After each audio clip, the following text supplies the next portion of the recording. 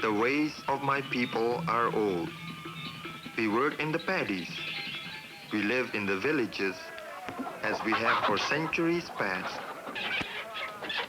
Our cities teem with people, overcrowded, often underfed. Our needs are great, our problems mighty, our nation new. I would like you to know my people, my islands, with their jungle green mountains and rivers winding to the seas which surround us. I am Salim, a teacher. When there's no other place, our classes may even meet outside. There are not enough schools. My students, like most of the people, are of many different ancestries: Malay, Indian, Chinese, Melanesian, and mixtures of all of these. But we are all of us Indonesians now.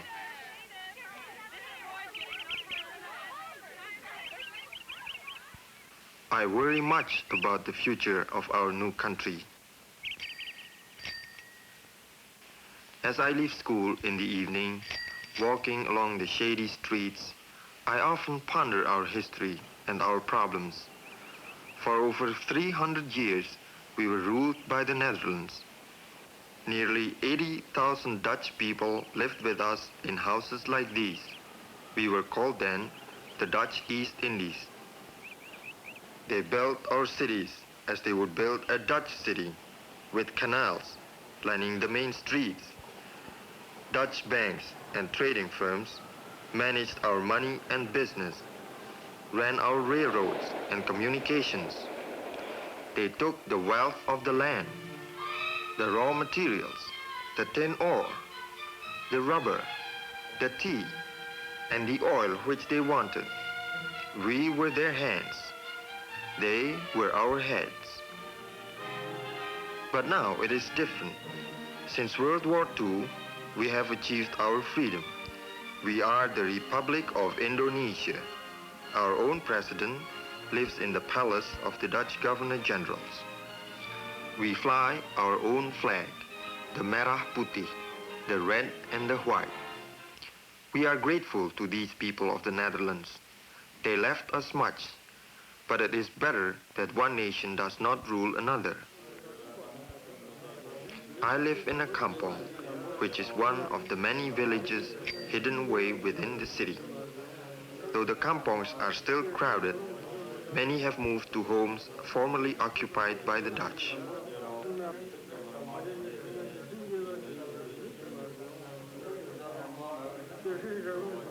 I have a daughter and a wife and many friends. We are all interested in the problems of our country. It is sometimes hard for us to agree among ourselves as to what should be done. Only recently, we have decided upon a common language. Most newspapers and books are now printed in the official Indonesian language. But many different tongues are spoken in our islands, and not all yet know the official language.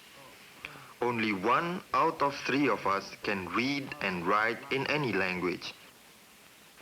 We need schools and teachers, thousands more of them, for we know that every part of progress depends upon education. We need schools for adults too. Before independence, we had small opportunity to learn. Most important is the need for trade schools, so that we can learn the skills to produce for ourselves the things which we need.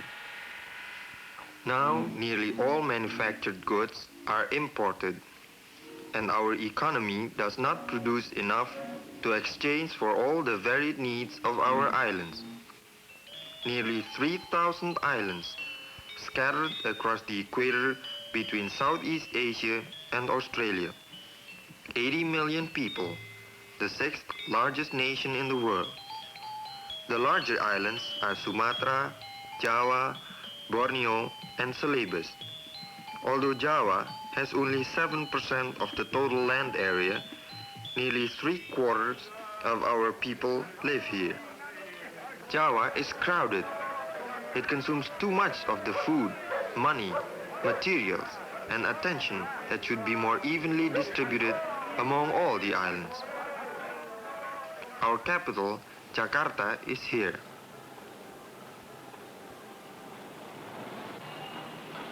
The thousands of becaks are the most common means of transportation in the city. Before World War II, Jakarta had only 500,000 people. Now, there are over 3 million. We still use the canals, or kalis as we call them, for bathing and washing clothes. The Chinese population of Jakarta is large, as it is in most cities of Southeast Asia. Competing political parties, including communists, hold frequent parades and demonstrations. Their banners litter our cities. This one protests what they say is American intervention in Asia. But Jakarta is not really Indonesia, for we are a nation of villages tucked away in the valleys and along our thousands of miles of coastline. The sea and the land and the rain provide nearly all the people of the countryside need in order to live. Over 3/4 of all Indonesians are farmers, like Murjono. Breakfast and other meals consist largely of rice, fish, and spices. Our families are very close to one another, and often all of the members of a village are related.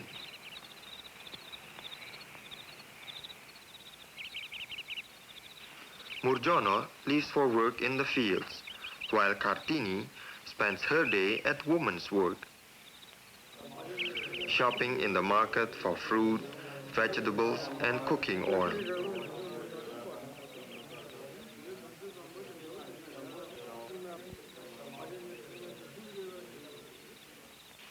Working at the loom, weaving cloth for the family.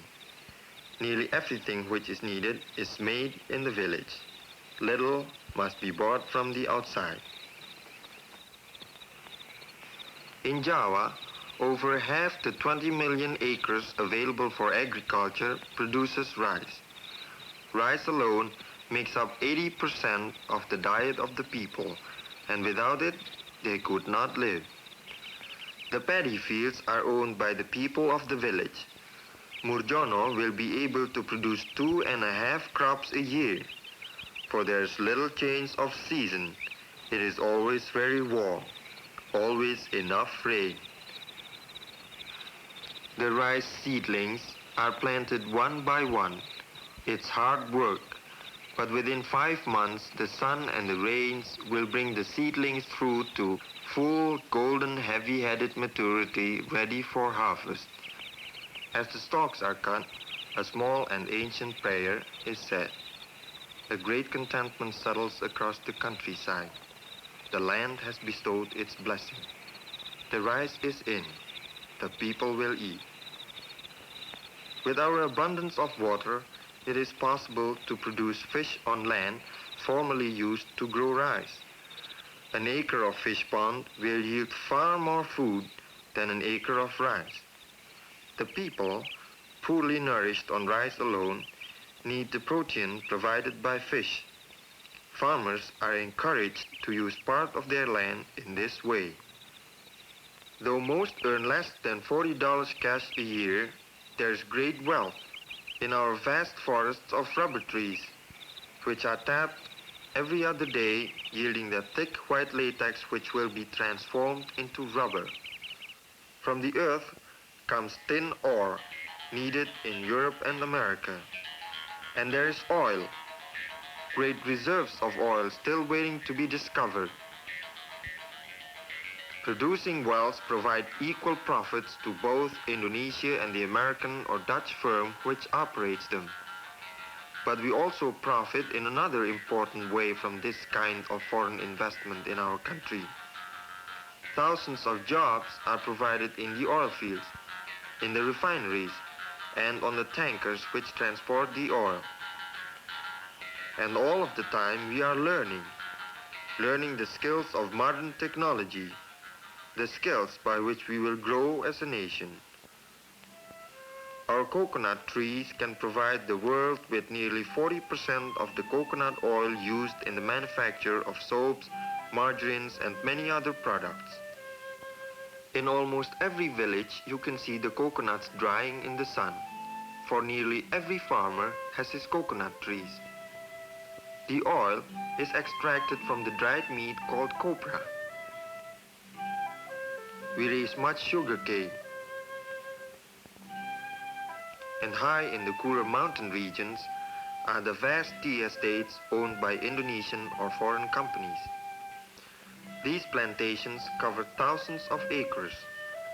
The pickers begin early in the morning, walking long distances to that part of the estate in which they will work. Tea plants require constant cutting back or they would grow to tree size, 25 or 30 feet tall. The leaves are individually selected. The tips of the tender young leaves bring the highest prices on world tea markets. When the women have picked all that they can carry, the long trek back to the collecting sheds begins. Each woman is paid according to the amount and quality of tea she has picked. About 5 rupiahs or 50 cents for the day's work is average. My people are poor. Poor in the knowledge and machines by which we could make more efficient use of the natural wealth of our islands. For this we must do if we are ever to live free from fear, disease, and want. It will take time to learn, for we are accustomed to doing things slowly, by hand. Batik making is an ancient art. The pattern is applied to the cloth. Wax is used to cover those parts of the design which will not be dyed. As much as 200 hours may be consumed in making a single piece of batik, but it is a thing of beauty, and for us this is important. The Muslim religion penetrates our culture, dominates our arts and laws. It is a religion based upon belief in one God. It requires frequent daily prayer and influences both our personal and political life. Though most Indonesians are Muslim, Hinduism from India was practiced long before the coming of Muslim teachings. It is still the dominant religion on the islands of Bali and Lombok. Many ancient and colorful customs are associated with Hinduism. In Bali, before a young man marries, the purification rite of tooth filing is performed amidst great ceremony and rejoicing in the village. The Balinese have a deep love of color, form, and pageantry. These elements of the Hindu religion find expression throughout all Indonesia. All over Indonesia, the theater is part of the scene. Plays are performed everywhere. The play is usually accompanied by a gamelan orchestra. The gamelan can be heard any night, anywhere across the length and breadth of our islands.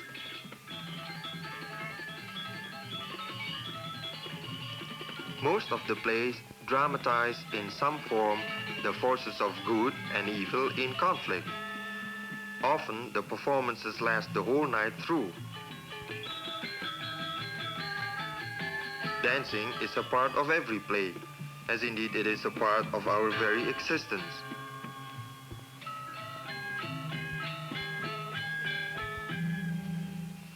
On Bali, training for the legong dances begins at an early age. By the time a girl reaches 15 or 16, She no longer dances the legong.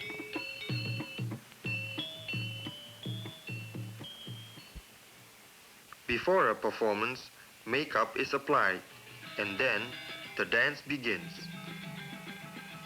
Each gesture to be precisely performed, for each has meaning.